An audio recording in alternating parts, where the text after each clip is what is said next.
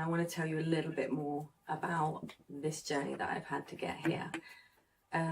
When I first left university, I decided I wanted to start my first company.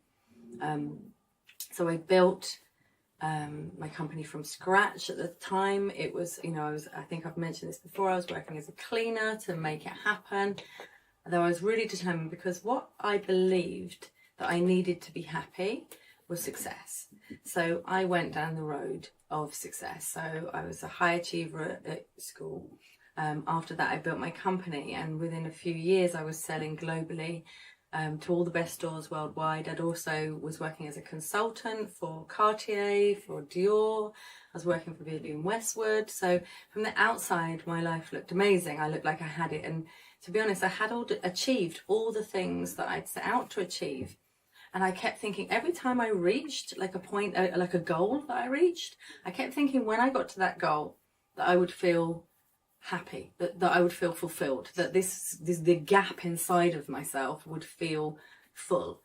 And then I just kept, every time it wasn't, I'd feel happy for like maybe a couple of days, and then I'd be like, right, I need to set another goal. This isn't it. And I just kept setting the goal higher and wanting to achieve more.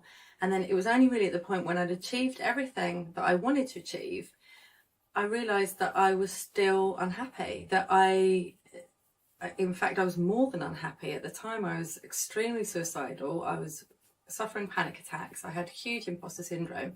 And that was one of the hardest parts of my life that I've ever experienced. I really didn't think that I could stay here. And there was actually one moment when I remember it vividly. I was on the kitchen floor. I was laying on the kitchen floor, and I had a knife in my hand, and I was like, I think this is it. This is this for me. I can't do this anymore.